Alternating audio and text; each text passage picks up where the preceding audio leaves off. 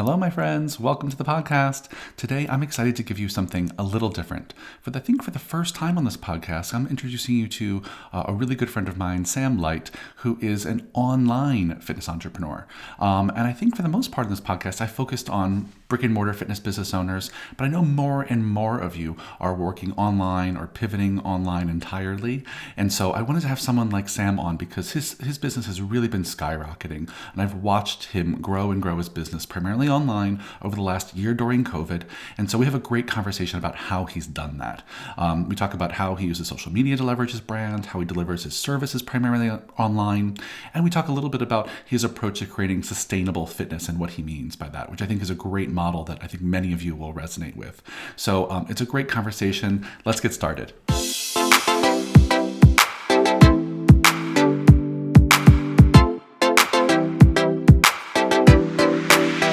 Well, hello, fitness business nerds. What's up? Welcome to another episode of the Business Unicorns podcast. I'm here with Mega Sud, Broadway star, fitness online badass, Sam Leicht. I'm so excited to have him. Let's welcome to the stage, Sam. Welcome, my friend. How the hell are you? Hello, I'm doing so well. How are you, Michael? Oh my gosh, I'm as good as we can be. We were just talking about COVID before we started recording, and we're both like, we're good, but we're not good. Trying to stay positive. It's tough. It's a weird time. It's a weird time.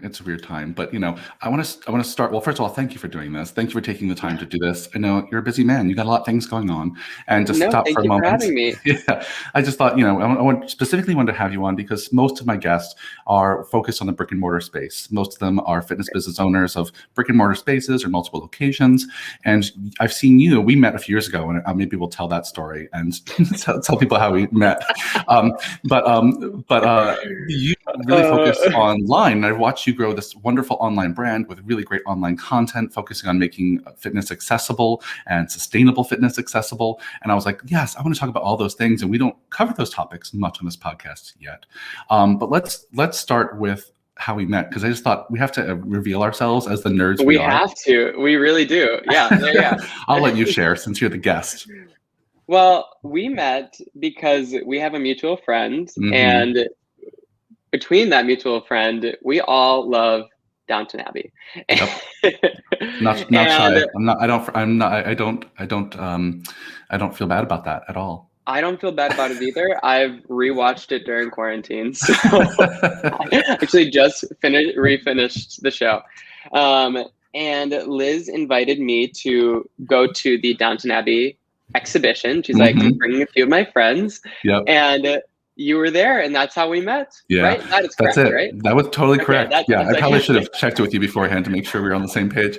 But 100%. My husband and I, Andrew, met through a mutual friend. We went to this Downton Abbey. It was like a traveling exhibition of Downton Abbey stuff, and it was stunning. It was so beautiful. Brilliant.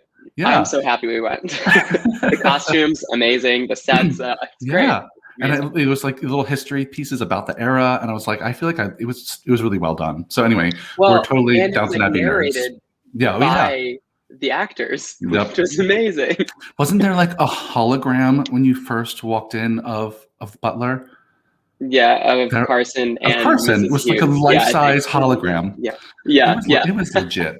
Honestly, we could just spend the rest of this podcast talking about Downton Abbey, but some other time. Yeah. Okay. Some other time. So I don't know. Let's start here, just because I'm having you on, and your approach to fitness and your business looks a little different than a lot of my guests. Just talk to people about how you started your fitness business over the last few years and what it looks like today. Yeah, I mean, I was really big into CrossFit for a while. I had an amazing community there that made it already kind of established this idea of what exercise is going to be for me. It was never about getting the biggest biceps or, like how I looked. It was all about what we could achieve. And that was kind of like the real baseline for my experience in fitness overall. So I did CrossFit with a really good group of people for a few years, and that turned into personal training, which is great. I still do a little bit of personal training. And over quarantine, definitely that business has shifted dramatically, right? So over the past year, I've been creating new workouts just for myself. It started as me creating these workouts for myself that I could do at home with minimal equipment. And it turned into starting a YouTube channel and then starting an online training program, and kind of realizing that, one, I knew this part, but we could get amazing workouts done with minimal equipment. That was for sure. Mm-hmm. And I knew that because I was doing it. I was doing this program and I had been creating it for the past 6 months. But two, that when we focused away from aesthetics and how we looked, and we focused more on how we do, so like, how we can get a faster mile time or something like that, how we feel, focusing on sleep quality and our nutrition, our mental health, our relationships, and then how we move, making sure that our movement quality is kind of establishing these patterns that will make it so that when we're 90, we can still like walk around and sit down and stand up Mm-hmm. and, push ourselves off of the floor if we have a fall. When we focus on those things, we end up looking better. Yeah. But when we focus on looking better, we don't always do, feel, or move better. And I think it took quarantine for people to be able to slow down and say like, there is a better approach to exercise and health than just constantly focusing on this like Broadway body or summer body or how we look all the time. So Mm-hmm. people have been like yearning for this, and Yeah. I didn't know this, but just like that, this was my approach. People have responded so well to it. So the business has really morphed. It's not personal training so much anymore, as much as it is an amazing community of people looking to find sustainable health. And that's through my YouTube channel where I release like a shorter workout every week. But then I also have a live community workout where we have like 200 people doing the workout every Saturday morning. But it's also in my online training program where we have where we have Facebook groups to be able to like chat about the workouts and chat about different nutritional strategies and everything like that. So it's become so much more of a community looking for sustainable health.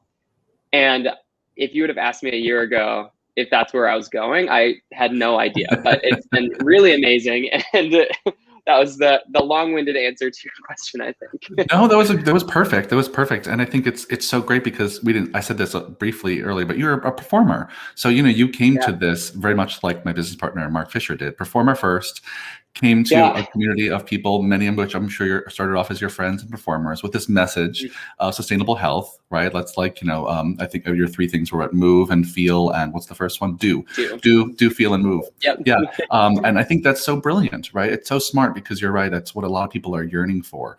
They don't want to focus Right. on the next 10 pounds. They just want more energy, right? They don't Right. need Right. they don't need a six pack. They just want to be able to like lift up their kids without pain, Yeah. and that's the thing. Exactly. Right. Yeah. And that's the thing we've heard for years and years at Mark Fisher Fitness is the exact same kind of thing.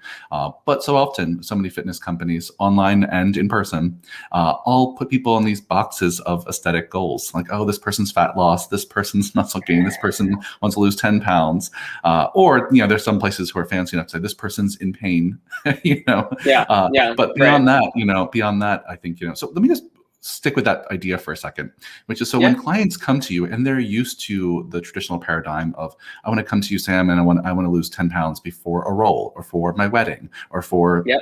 Fire Island. When they come to you, how do you reframe the conversation with them to these three things that you focus on? Yeah. So it's really interesting because on the surface, I like to kind of have like a hard ass approach of Sure. being like, hey, the immature mindset is to focus on the weight or to focus on the six pack and whatever. The mature mindset is going to be for you to focus on doing, feeling, and moving better. And we can talk about all these strategies. And I guarantee that you looking better will be the cherry on top. But Sure. that's how I want to frame it. And then when I actually have those one-on-one conversations, it's so different. It's so much. I'm not really that type of person. When we're having a one-on-one conversation, I try and be very empathetic and be able to see that perspective. But it is really important that we do talk about shifting the mindset and saying like, hey, that's not how I work. If you want a program that's like all about like your transformation pictures, that's great. I think that that totally works for some people, but it hasn't worked for me, and it hasn't worked for the people who I've worked with, really. Yeah. So kind of shifting the mindset and kind of saying like, you may not be ready to have this conversation and put the aesthetics aside. That's fine. I will be here when you are. And like sometimes I'll get people who will continue to kind of be like, yeah, but like, what about the weight? And like, what about like the, I'm not like looking how I want to look. But generally people have been really, really receptive. Like we said, of saying like, wow, I feel so much better. And I am like getting some of these look better goals too. You know what I mean? Along the way, it's great. So yeah, 100%. Well, it's a tough. Yeah, what you're doing there is so beautiful. I mean, we often refer to that as like meeting the client where they're at, right? And where they're at may be super attached to their aesthetic goals, and that might be. And there's no judgment there, right? We all have been in that place. Sometimes we're still in that place, and there's no judgment there. And just know that when you want to have a conversation to help change your mindset, when you're open to thinking differently about it, I'm ready for that. I'm here for you. Yeah. And the way you said it was so beautiful, right? And I wish more people approached it that way, because what often happens when I hear fitness pros, having like onboarding, intake conversations, is there's like some mild shaming that goes on. There's some mild, well, like, can I tell you the way we think about it? Can I tell you the right way? Can I tell you the way you should think about it? There's a lot of shoulding, and like that's not where it's at. So I love that your approach is one of compassion and empathy, and you start with like, okay, well, listen, there's no shame about being in that place, and I want to let you know there's another way we can do this, and when you're ready for that, I want to talk about that too. I thought that was lovely.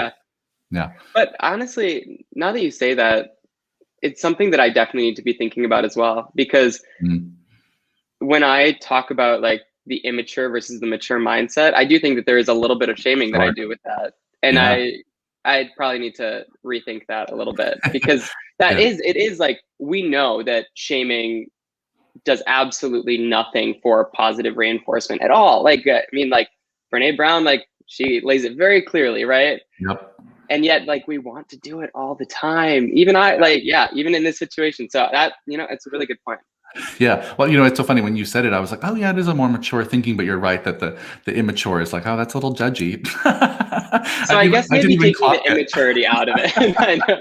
Yeah. Well, honestly, I think the word that might fit it, if you're open to my suggestion, if you're please. Word that might fit is it's the more sustainable approach, right? That that's the difference, right? And that's the difference. That's not a judgment. That's just the truth. If you want to do this long term, if you want this to be an approach that's more than just your approach for the next 10 pounds, but your approach for life, then the mindset that you're offering, I think, is really super valuable. Yeah. You know what I'll say though?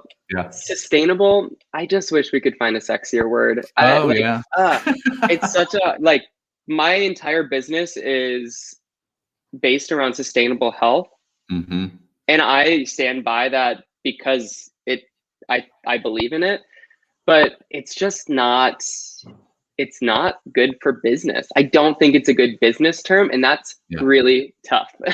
Yeah, 100%. And frankly, this is my opinion, but I think that that's really a self-imposed injury that the industry has made on itself. I think the industry, I'm speaking on behalf of most kind of training gyms and online services, more so than the big boxes, because big box gyms don't really have that don't really publicize their opinions about fitness, but it's really the training gyms and trainers like yourself who share. And I think it's something the industry has done by offering so many quick fixes over the years, so many unsustainable approaches that we've had to distinguish that no, this is not those quick fixes. This is sustainable, and we don't have a better word for it. And I think we all agree we need to move in that direction, but it has a branding problem. It does. Yeah. No one's like, oh, I can't wait for the sustainable boot camp. Like, no one's stoked about that. I can't wait to lose 5 pounds over a year. Like, Yeah, it's not Ugh, sexy. It's tough. not sexy, but it's Not the sexy. truth, and it's part of our job. But we'll find some new words for it together. I We'll know figure it another. out. Yeah, we'll figure it out together. We'll brainstorm more about this. But I know another part of your mission that obviously I jive with super hard is one of making your fitness accessible to folks. And I know you do that through a few things: free workouts, not needing equipment, which is really huge, especially during COVID. But I also know it's important to you to make sure it's fitness is available to all kinds of people. And one Yeah. topic, I know that is near and dear to our hearts is the experience of queer folks in the fitness space. And so, Yeah. just what was your experience, or I should say this: what's your experience been with how you see queer people represented in the fitness industry, and how comfortable or safe do you think they feel? I obviously have my own. This is a very leading question, but No, no, no, totally. Totally. but yeah, let's just start big picture. It's like what do you see as the experience of most queer folks you talk to in the fitness space? God, we're in such a bubble. Yeah. In New York City, we are in such a bubble. It's tough. I think that I'm from Wisconsin, Hmm. and I grew up in it wasn't like bad, but it wasn't good, Hmm. And so like I had very much the experience of like in high school and middle school, like people knowing I was gay, I wasn't out, and feeling like I kind of had to like earn people's respect by being good at sports. And then when I was good at sports, that was like, it the gay thing didn't matter anymore. Like you weren't going to like make us gay because now you're good at sports, like you've like earned your place, right? Sure. Um, and then I went to school for music theater, and that was, very gay. Hmm. And I moved to New York, and I worked out with two other gay guys at a CrossFit gym that was like mostly gay people, right? Like, and I feel like I had like such an easy experience. And then I went on tour with the Lightning Thief, and I kind of made it a priority to drop into as many CrossFit gyms as possible across the country. And I dropped into like 80 gyms, and I'd say the general reception was like pretty cold. I would walk in like with my short shorts and like, very gay, Yeah. like, Yeah. Like uh, I'm here on tour with a musical in my short shorts, I mean, looking gay exactly, AF. right. Yeah. Totally. Yeah, I'm not like hiding anything here. And the reception is generally pretty cold until I started working out. And then it was like, oh Mm. yeah, you're one of the bros. Like you're fine. Yeah. And I've always just hated this. I've hated this idea that like you have to earn your place to exercise or to be healthy. And it just, I think it's so, so, so toxic. So it has been a really important part of my brand and my coaching philosophy that as much as possible, I try and make my workouts accessible to everyone. Um, and when I was first starting the business, that was really interesting because my business partner was like, okay, well, what does this mean? Like, are you only talking about making it accessible to gay people? Or like, are you Hmm. talking about like low income people who like can't afford a gym and therefore like we need to talk about like equipment. We have to talk about like all these different uh, kind of marginalized groups of people. And I was like, God, that's a lot. I don't know what to do. Like I know like in my heart, like I want to like talk about Yeah. accessible in like all aspects, right? But it's a lot. And only in like the past couple months have I been able to open up my business and kind of say like, okay, what are some action items that we can make to not only make health accessible for queer people, but also for people of color and people who are low income and all that. So that has taken form in scholarships to my online training program. It's also taken form in an initiative where we are buying equipment and gifting it to people, which is tough in the current climate of like, how do we get Yeah. dumbbells? Like, how do we, Yep. um, but it's been really such a positive challenge, and it's been great. It's been like so just like lovely work. So Yeah. Well, it's such It's so great to hear you say that, because that's often the response I hear from lots of folks. And frankly, the response I've had myself multiple times is when I think about MFF or even Business Unicorns being accessible to a wider audience, to Black and brown Yeah. folks, to queer folks, to people of different abilities, different incomes. Yep. My initial reaction, I'm somewhat ashamed to say, is very similar to what yours is like. Oh, that's a lot. That's a lot to do, and it's a lot to Yeah. wrap your brain Yeah. around. Hmm. And similar to you, my next thought is also, okay, where do I start? What is my first thing? And you listed off some really great strategies that I hope our listeners, are paying attention to. I mean, things like scholarships are a great place to start for people who can't Yeah. afford it. Place things like giving people equipment who can't afford equipment is hard right now, but if you can do it, Right. I mean, good on you. That's great. Right. Is there anything else that you've done to make sure that your brand and your materials are available, to a wide audience? Yeah. I mean, I've been told so many times to stop putting workouts on YouTube, Mm, because it's just like, it's not actually, at least for me right now and for the foreseeable future, it's not an actual income that is going to keep a business afloat, right? yeah. There are certain YouTube creators who are able to keep their entire business afloat doing that. I think that it requires a lot of low hanging fruit in the fitness community of like, here's how to get a six pack in 6 days, and like kind of Hmm. using search engine optimization, uh, and kind of abusing it a little bit. And that's Yeah. something that I've said I'm not going to do. So it's tough because people keep on saying like, you are wasting your money by putting your workouts on YouTube and continuing to do that. But I'm like, it is the most accessible Yeah. thing that you can do, right? Like YouTube Yep. is free, and yes, you can. I put ads on my YouTube, like that's fine. Like I don't see anything wrong with that. But continuing to put content out that is free, that's been like another initiative that I've Yeah. been trying to like stay very firm on. Yeah, I think that's great. I think that's huge because so many people, they can't afford even the cheap ones these days, or they're too afraid Right. to go to their house because they're caretaking someone in their home. So having free, accessible, quality content on YouTube that doesn't contribute to the lowest common denominator in our industry of just like six-pack abs in 6 days, Yeah. Yeah. I think that's huge. I think it's really super valuable.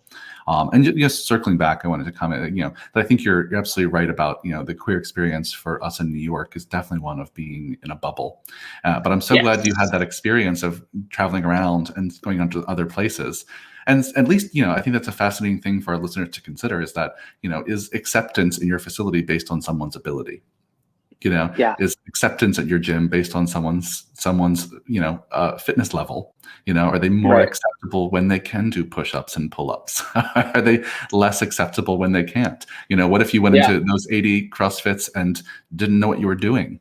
Yeah. What kind of experience would that have been? My Would have guess been is a very different not as experience. good. Yeah. Yeah. Which is Exactly. which is so sad. It's so sad. Yeah. But so let's just switch gears a little bit, and you kind of started talking about this already, which is the experience of really being. I don't know if you like this label or if I really mean it, but I don't know what else to call it. Of kind of being an influencer on social media. Ah, How do you feel yes. about that label? First of all, I don't mean to put it I on don't you, but care. yeah, No, no, basically, no. I mean, I mean it very tactically, and that like your influence comes mainly from social media, right? Like that's yeah, mainly your voice, right?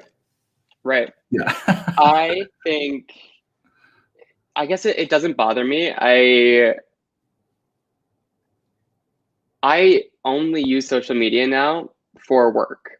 Hmm. And people are always talking about how toxic social media is. And I'm like, yes, if you are consuming it and if people are putting out toxic content and if you're Yep. following those toxic people, I totally agree. It can be horrible. Hmm. But it if you are kind of making it your mission to talk about sustainable health and talking about accessible health, and you're like using it for your business and seeing it as such like an amazing business opportunity to create a community.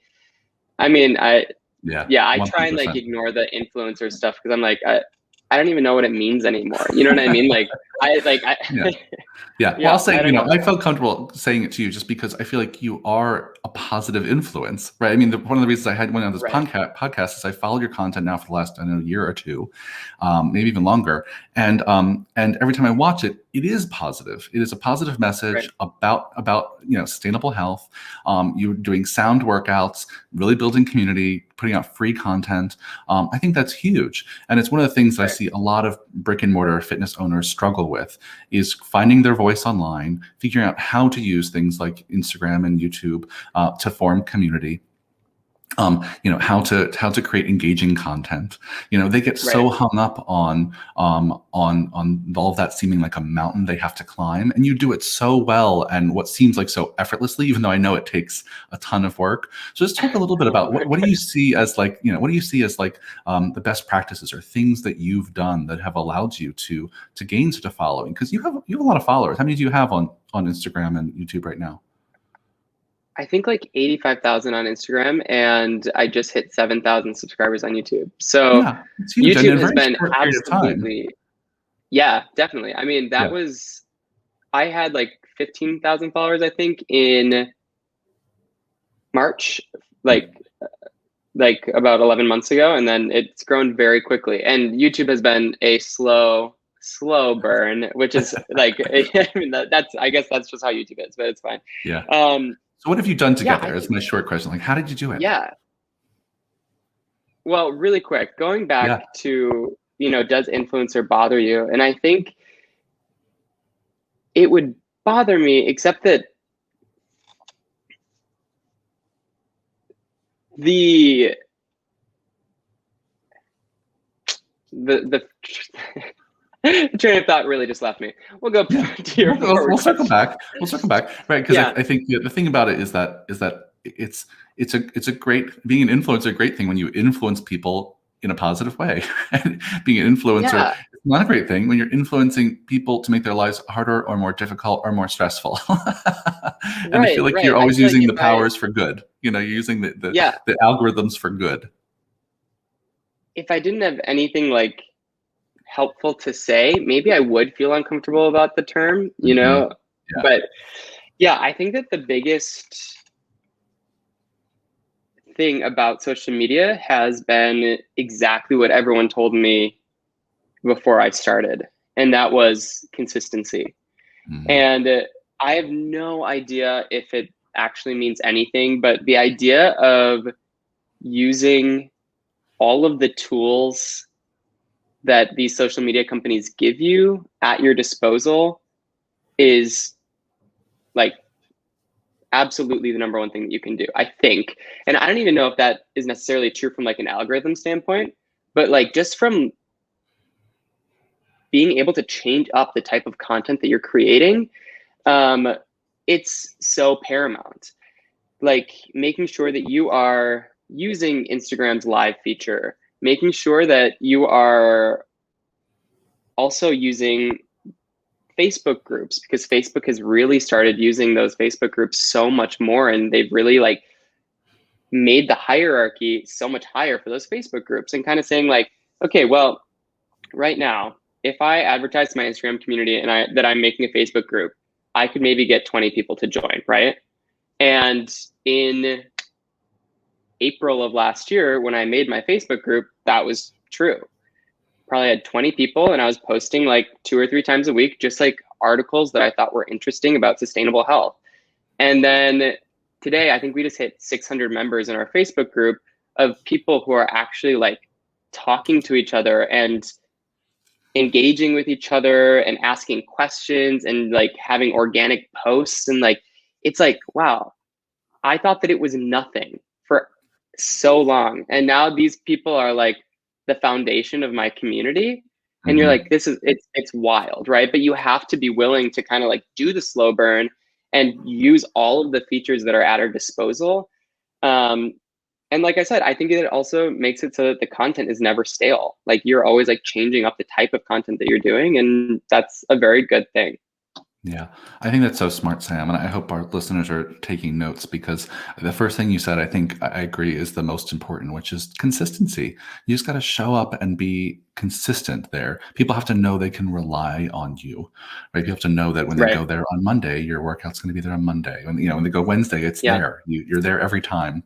That when they ask Yep. you a question or tag you in the Facebook group, that you actually are there and you respond. That Right. presence, I Right. think, builds Exactly. loyalty and trust and connection. So that's so smart. And I think your other tip there of using all the tools available to you, I think that really does make a difference. I don't have any facts like you. I don't know if it actually helps with the algorithm, but my assumption is, everyone knows when you use the tools that are native to the platform likes it.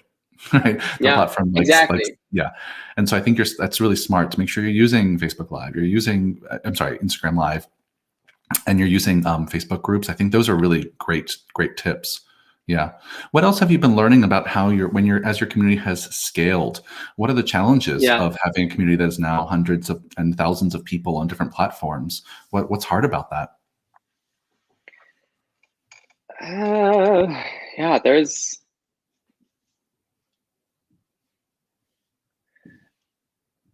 It's hard not to go back to the mindset of like 4-hour work week a little bit, of kind of Mm-hmm. saying like, eh, there are parts of that book that I absolutely despise, like that I think are like so ethically horrible. And then there are parts of that book that are like, oh yeah, yeah, yeah. You can be smart about how you run your business. And specifically, I'm talking about like, how do you make it so that you're not returning emails all the time? And, like, how can you make your FAQ page like so all inclusive that people don't need to always be asking questions? And how are you putting out content um, across platforms that allow for your community to feel comfortable asking questions, but also not always like inundating you with questions? Like Yeah. it's like a Yeah. very like weird place to be in, right? um and I think that the biggest thing that you can do is just show your work as much as possible. So like, we're doing an 800-gram challenge this month where we are trying to eat 800 grams of vegetables and fruit every day. And my version of showing my work was showing me making a smoothie this morning and talking about the 800-gram challenge again. Like, I've talked about it the past 3 days, but like, show your work, answer the questions over and over again, because you think that every post that you make, that all of your followers are going to see it. And Yeah. like, none of them do. Like, none of them. It's like such a small percentage. And you're like, wait, I've posted about this. So, an example of this, I have my online training program. And at the end of the year, I did stories of kind of like a survey, right? And surprisingly, these stories were my most watched stories I've ever had. And it was all about like, what do you like about my online training program? Like, blah, blah, blah, blah. And one of them was, why haven't you signed up? And it was, one of the answers was, I didn't know about it. And I'm Mm-hmm. like, I've been posting about this for the past 4 months, like probably 4 times a week. And 50% of the people who answered this question said that they had never heard of the program. And I was Yep. like, how is this even possible? Yeah. Thousands of people. Like, Yep. it was crazy. I actually remember Um, seeing that but survey, and I remember you right. commenting on that fact. You were like, I saw that number. I was like, wow, that's first of all, listeners, that's a really good idea. Go ask people who are following you, why they don't sign up for things. I think is a really great thing. Yeah, yeah, right. You learn shit like this, which is like, well, I just didn't know about it, and then you get to have this mind exploding that Sam's having. Like, but I told you for 3 months every day. How did you not Yeah, know? Yeah, all the time, right? yeah, it happens And all so the time. you can make the assumption, one, that your posting about it is never going to be enough to reach all of your followers. And two, this is a scary assumption to make, but you can assume that you posting about it multiple times is not going to be so annoying to your current followers that they're going to unfollow you because you're talking about it so much. Like, you will have those Hmm. people, and that's fine. They will Yep. unfollow you, and that's fine. But generally, that assumption that we're making, that like, oh, if I post about it too much, people are going to be so annoyed, and then I'm going to lose everyone. Like, get rid of it, because like, it's not true. Yep. People really only see such a small percent of your content. So I think it's such a yeah, great lesson. It's such a great lesson because I think I hear that all the time from business owners that like, well, I can't email them this often. I can't post this often. I can't, keep talking about this because they're just going to unsubscribe. They're going to be so annoyed. And I'm like, I bet they won't. I bet you'll get a few people, right? And that's fine. yeah, Those are people who are totally. probably already your clients anyway. Let's be real. Yeah, And they're already, yeah, they're already following you some other way. But most you're people right. are just not seeing it. They're just not seeing it, and you have to They're say just it not 10 seeing it. times. You have to say it 10 times. So okay, I kind of remember where I was going with the influencer thing. Oh yeah. I think that when you are ashamed of your work, and I Mm, think that when you say like, "Oh, I don't want to be called an influencer," there is like a little bit of shame going on there. And like, sure, we can like come up with a better name for it. We probably should, because like maybe like the term influencer means something for a certain group of people who aren't really providing any like real like positive change, and there's influencers who are, yep. um, but when we attach shame to it, I think that is kind of like the number one thing that keeps people from continuing to post for their business, right? When I kind of look at a business who is trying to grow their social but really struggling to do it, it's like, I don't want to post because I am so nervous about what people will think of me, and because I've shamed myself already into this like cyclical pattern, right? And I Yeah. think that that is such a mistake. We got to like get rid of that, because once again, social media is absolutely one of the best ways to grow your business. That's like, I just wholeheartedly agree with that. And then number two, it's all about what you are posting. If you're posting positive shit, then like stop worrying about it. Yeah. It's just, yeah, that Yeah. No, I it's knew I was true. going to come back to it. I was like, Yeah, no, it's good. man, I'm so glad it did. You're so right. Right. And it's so funny. I say it this way when I'm working with clients is that if you actually have the skills and ability and experience to solve people's problems, real problems about their health and wellness and energy and lifestyle, and you don't put yourself out there, that's what you should be ashamed of. Right. exactly, Not that I'm exactly. promoting, you should actually be ashamed of it. But I just, in terms of like Yeah, flipping the script, it's shame like, no, yourself. No. show shame yourself if you don't post. No, but it's like you have an obligation to share that skill and that information, that Yeah, knowledge, and those solutions. And so you should be stoked to put it out there, especially to your point, if you're really proud of the work you're doing. And everyone I know that, yeah, that I connect with in this space, for the most part, is like 99.9% of the time selling really valuable, really honest, really useful, really positive yeah, things that the world needs. right. So it's like, well, why would you hesitate? That, the world needs more of that. And so I'm so glad you said that because it's so in line with what I talk to my clients about. There's just so much judging. There's so much judging, and we Mhm. gotta just throw it out of the window. It's Yeah. stupid. And and frankly, and this, that it's a really vulnerable thing to put yourself out online over and over again. Let me ask you this as a little bit of a tangent, but just on the same vein, Hmm. that one of the things I'm guessing that makes it easier for you, easier, I'll put in quotes, that has lent to your ability to do it is the fact that you were a performer first. Mark and I talk about this all the Yeah, time, that we see a lot of people in this kind of health and wellness space who are really good about putting themselves out there, clear communicator, good in front of a camera, not right, not right, afraid to be vulnerable in front of an audience, not afraid to get right. feedback and criticism. They're all things that performers are great at already. And so Yeah. how do you think being a performer has helped in your ability to be, to be present online with a large community? I think you're totally right. I think it's been such a helpful thing in growing an online community. That being said, Yeah. what I learned in acting school, I didn't learn in business school. So, yes, it has definitely been helpful that I have a performance background, but every single day I'm like, oh my God, I should have gotten a business degree.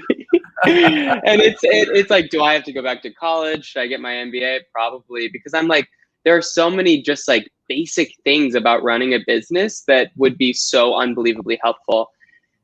And it just goes to show, I mean, like that you probably do need both. You probably do need a kind of education that is a little bit more collaborative in those two. Like your business degree should be a little bit more performative, and your performance degree absolutely should be more business based, because actors are so stupid when it comes to business sometimes, like in terms of like marketing themselves and like, um, Yep. yeah, I think that Yeah, I'll Well, let you go. it's so funny. Yeah, no, it's true. It's because I talk to my clients all the time about go take an improv class, go take a dance class, go take an acting class. Yeah, The ones who are hesitant to be online, I was like, you need to get out of yourself, get out of your own way, get out of your head, and uh-huh. just go out there and be vulnerable with people and recognize you're going to get criticism. You're going to get people who don't like what you're doing. That's something that's a muscle that actors built up over many years. And I don't know if you know this about me, but my undergrad degree was in dance. I was a dancer for many years.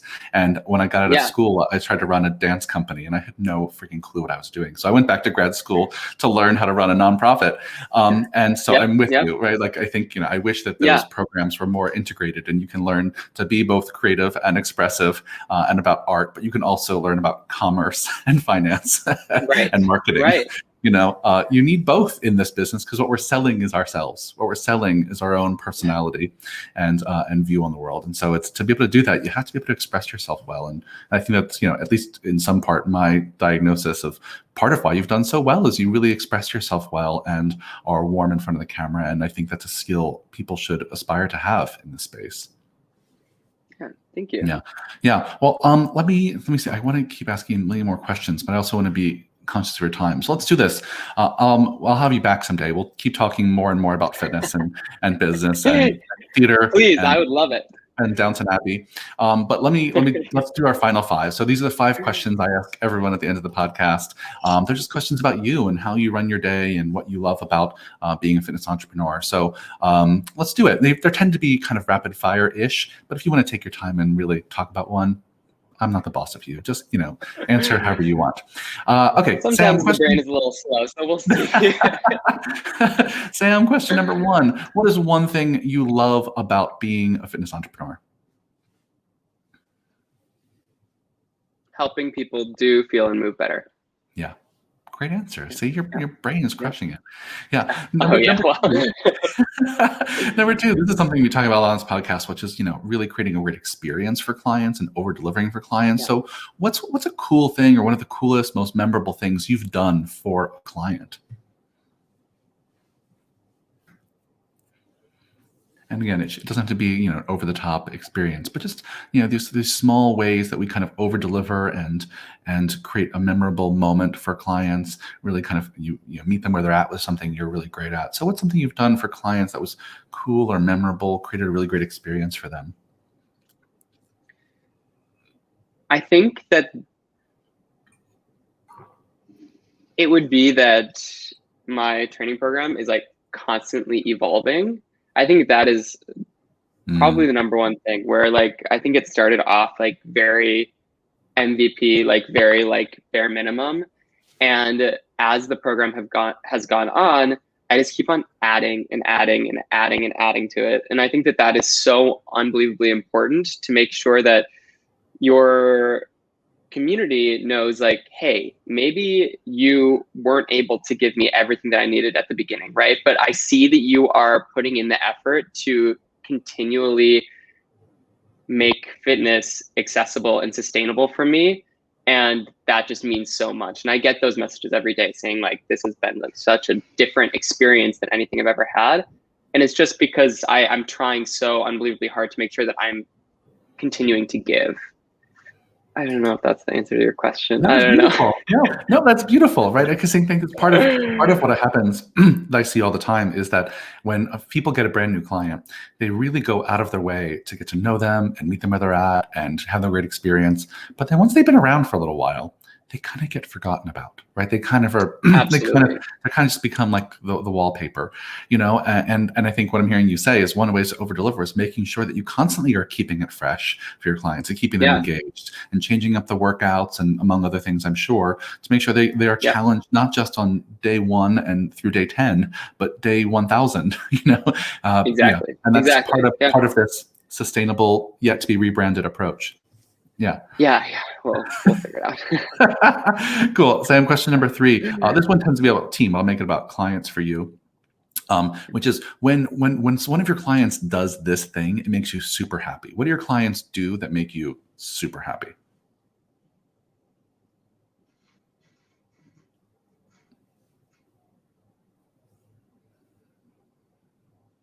Mm.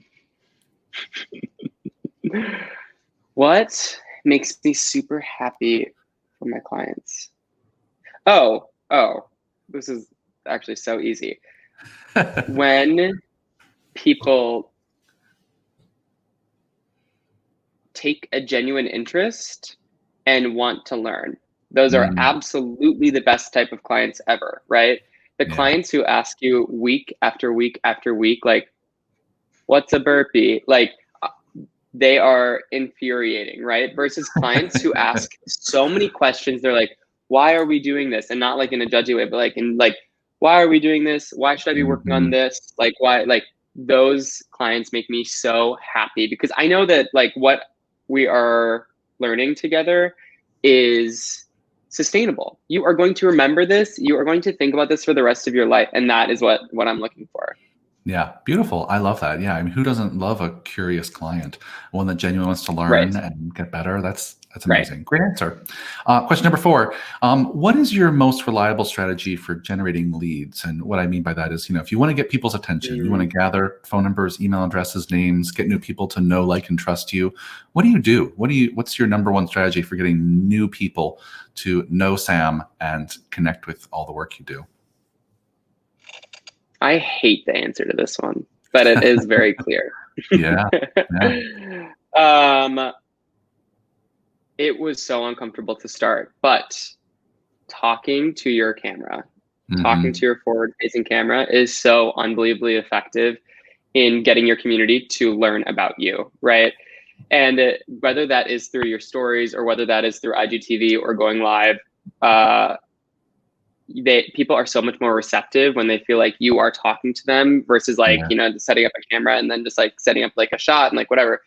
um that I can really, when I ask for people to sign up for the Facebook group or I ask people to sign up for the program, that has been probably the most effective. um and it's really interesting because we end up spending so much money on ads that Yeah. aren't nearly as effective as just asking your community to support you and try and give you a chance and like try something. Yeah. Ugh, that's infuriating, but Yeah. that's a different topic. We'll talk I about that on think, the next yeah, podcast. please. I think it's such a great answer because it goes back to the idea that, listeners and viewers, if you haven't done this already, just really getting comfortable being on camera and building that personal connection and rapport with people. I can't say that phrase. Rapport with people means Or, yeah. getting comfortable being vulnerable, staring into a camera and talking and making a personal appeal. If you want people to Yep. know, like, and trust you, you have to build that connection. I often tease some of my clients and say, I want you to talk to the camera as if you're like on a first date and you're really trying to connect with someone, which is maybe Yeah. like a Yeah. creepy analogy. But I mean, that's in some ways what you're doing is you're trying to turn a stranger into someone who's not a stranger anymore, who wants to spend more Yeah. time with you, like wants to come back for another viewing, you know? Yeah. Yeah. And Totally. yeah, I love that answer. Cool. Last one, question number 5. Sam, what is one thing you think gym owners and fitness entrepreneurs can start doing better tomorrow? What's just something you think everyone could just start leveling their game up on this tomorrow? Oh, just how we talk about health, just how Mm, we need to make it more accessible for people, focus our language around sustainability. We need to stop using that low hanging fruit of progress pics and fast transformations, and we need to just think about how to level with our community and say like, there is no quick solution here. Let's do this together, like step by step, get healthier, feel better, do better, move better, all those things, right? It is yeah, so like, and honestly, I was just listening to a podcast about how it seems like it's so easy to change culture. It should be easy, right? Of, okay, well, now we're just going to talk about sustainability and we're going to get rid of the progress pics. Obviously, it's not that easy, right? But that is absolutely like such a necessary step that we need to change. And that's just the language that we use around health. I think that that is like the one thing that I would really want people to start changing. yeah, yeah. Great answer. I love that. Well, you crushed those final 5, and I think that last one is a great thing for all of our listeners, viewers to go to go take away. It's like you can control tomorrow the language you use to talk about health and wellness with your clients, both in your spaces, online, in your marketing Yeah. materials. Right? We all have control over that, and the more of us who are pushing for this more sustainable approach. This episode could be like a drinking game for every time I say the word sustainable. People will be wasted. I'm not suggesting it. I'm just saying that. I actually have been. This is Oh, good. vodka. But I think that's such a great sentiment. Yeah. Well, thanks again for doing this, Sam. How do people go learn more about you and find you on the interwebs and get inspired by all the work you're doing? Where do people go? Yeah, so on Instagram, it's Lightning. It's like my last name and then Ning. I know that's very confusing for people at first, but then once you get it, you get it. And that's something we can talk about too, like the branding of that, because that's been all over the place. So we'll make a list for our next podcast. But so LEICHTNING on Instagram, and then it is lightninghealth.com online, where you can check out my online training program. You can find all my YouTube videos are there too, and then also my approach to fitness and health. Yeah, I think that's it. I'm also on YouTube. If you type in my name, you'll find me. So we have like a live workout every Saturday at 10 a.m. Eastern, and it's been such a good time. So definitely check us out if you're interested. I love that, Sam. I'll include all of those links in the show notes below, wherever this material appears on the interwebs. But thank you again for doing this. Thank you for being such a great perspective to this podcast. I really appreciate your energy and just your integrity in doing this work. It's such an inspiration. So thank you so much for the time today and for sharing such great takeaways with all of my listeners. Oh, thank you, Michael. This is such a blast. Awesome. We'll do it again sometime, I promise. Sounds good. Hey friends, before you go, just one more thing. If you enjoy this podcast, you get value out of it, you enjoy listening, please share this podcast, comment below. If you're watching on YouTube, subscribe. Please share it with friends and family. We don't spend any money on marketing or advertising. And so the only way people find out about this podcast is from you. So please do everything you can to share it with friends and fellow colleagues in the fitness industry. We love making it and we want to keep doing it for a long, long time. So I appreciate your support. Go have a kick-ass day. Bye.